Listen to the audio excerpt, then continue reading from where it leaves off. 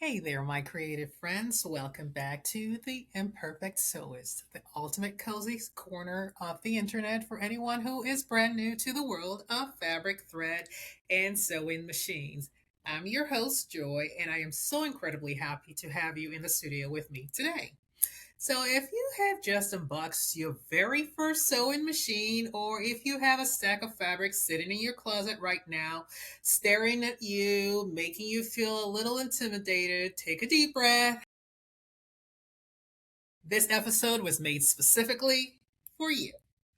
So, too often in the crafting world, we look at expert sewists on Instagram or on TikTok making these flawless, beautifully tailored winter coats or intricate quilts, and we sigh, oh, I have so far to go. I wish I could just skip this awkward phase and be an expert already. Well, today we are completely flipping that script. Being a beginner is not a waiting room you have to suffer through before your creative life actually begins. Being a beginner gives you a massive unfair advantage.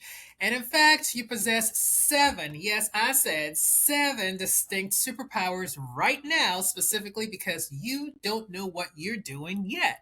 Yes, you can make this positive. So, over the next few minutes, we're going to unlock these superpowers so you can stop stressing and start creating fearlessly. Welcome back to So What, the Imperfect Sewist, a place where we listen and don't judge. We instead focus on mind over matter as we walk with you through your beginner sewing journey so you too can become a So What sewist. So, what are we sewing today?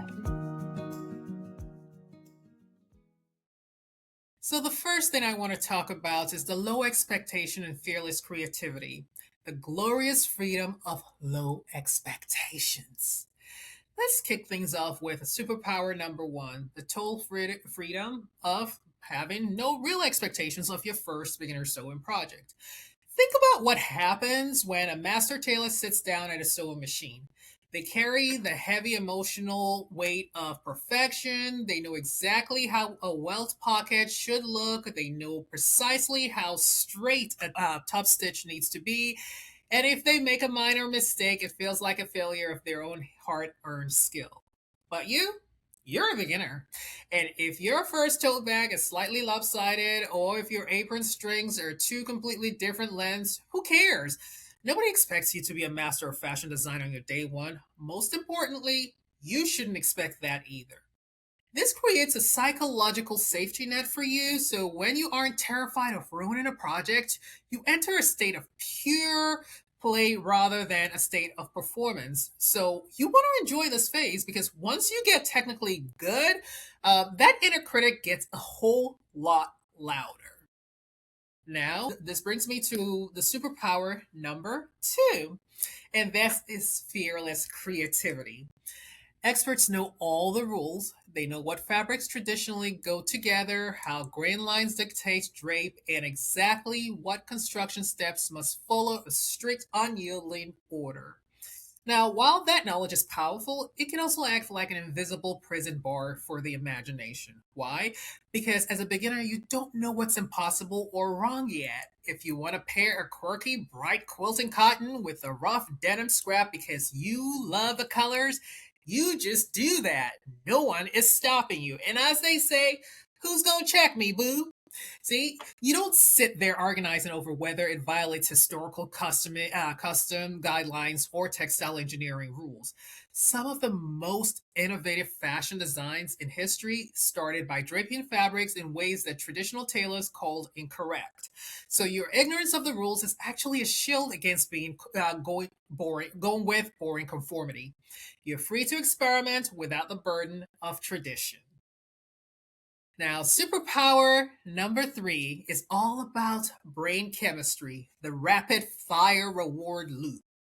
When you become an advanced sewist, the learning curve flattens out. So, to learn something new, you have to tackle incredibly complex, tedious techniques like pad stitching a jacket collar by hands for like 10 hours. It takes weeks of work to get that hit of dopamine from a job well done. But when you're a beginner, every single hour you spend at your machine teaches you 5 new things.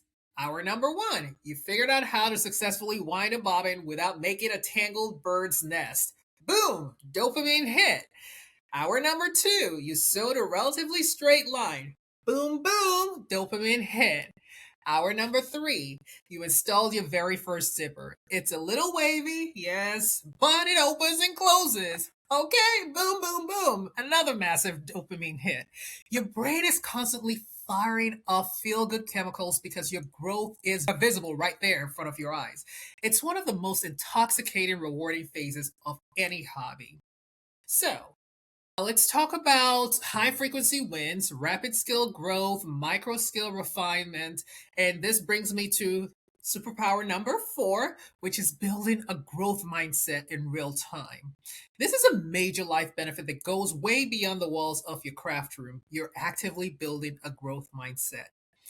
See, in psychology, a growth mindset is the deep belief that your basic abilities can be developed and improved through dedication, patience, hard work. Now, sewing is a physical, tactile feedback loop for this exact mindset. So when you mess up a seam, you sit down patiently with your seam ripper and pull out the threads and then, try again. You're literally training your brain to handle frustration. You learn that mistakes are not a reflection of your intelligence or your self-worth as a human being. They're just data points. Yes, I said data points. You start realizing, oh, if I practice this specific curve 3 times, I actually get better at it. You see? So that resilience spills right over into your everyday life. Trust me, if you handle a catastrophic thread jam under your thread plate without crying, you can handle a passive aggressive email for your boss or a stressful situation at work. So, now we're going to take a quick 2-minute break to connect with the beautiful community that makes this show possible. Now, first, a massive shout out to Sarah from Chicago, whose first email to the show this week was a photo of her very first handmade throw pillow. You accidentally sewed the back envelope panel completely upside down, but she wrote, "The cats don't care, and honestly, neither do I." Sarah, that is exactly the exact energy we're celebrating today. Wear that upside down pillow like a badge of honor. If you're listening to this right now on either Spotify, Apple Podcasts, or YouTube, I want you to hit the pause button and drop a comment or review. Tell me, what is the absolute funniest mistake you've made so far on your sewing journey? Did you sew a sleeve backwards? Did you accidentally sew your project to your own jeans? Don't be afraid. Leave a comment right now, and I'll read your favorites on next week's episode. Now, let's get back to our final 3 superpowers. So let's talk about financials for superpower number 5, the beauty of low stakes material. When experienced sewists make a garment, they're often buying high end linen, delicate silks, heavyweight organic wool that can easily cost from $30 to $50 a yard. Now, cutting into a piece of fabric that is that high stake can be emotionally traumatic if you make a mistake. One wrong snip with the shears can ruin a $100 investment in an instant. But as a beginner, your best friend is cheap. So you use discarded materials. You're likely practicing on old bed sheets from the thrift store, inexpensive cotton calico scraps, or worn out clothing you're cutting up for rags. This is incredibly liberating, and it gives you freedom in working with low cost or upcycled material. If you completely ruin a $2 thrift store bed sheet, who cares? You cut it up, turn it into stuffing, or use it for cleaning your rugs, or you start over again with zero financial guilt. Low financial pressure equals high creative fun. Now, superpower number 6, the warmth of the global sewing community. Now, this is really, really important because a sewing community comes with a lot of kindness from others around you.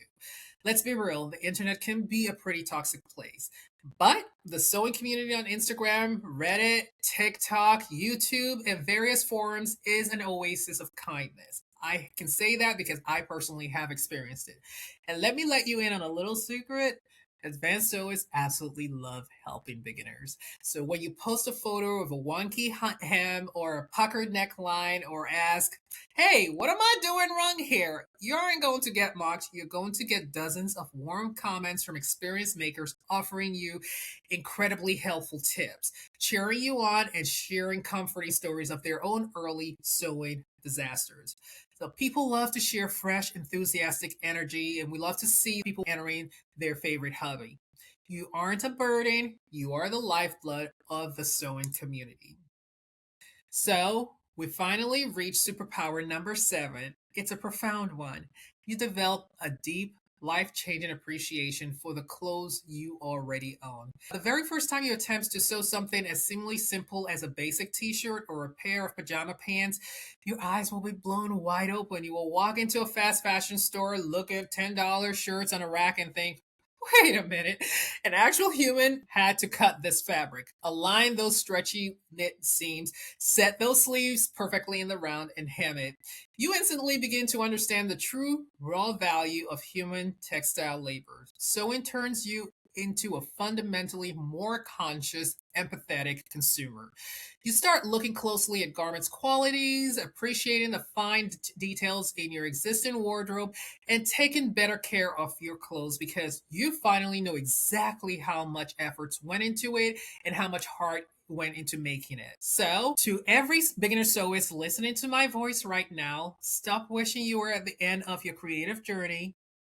Own exactly where you are today. Celebrate the wonky lines, laugh at the inverted pockets, embrace the cheap thrift store fabric trials.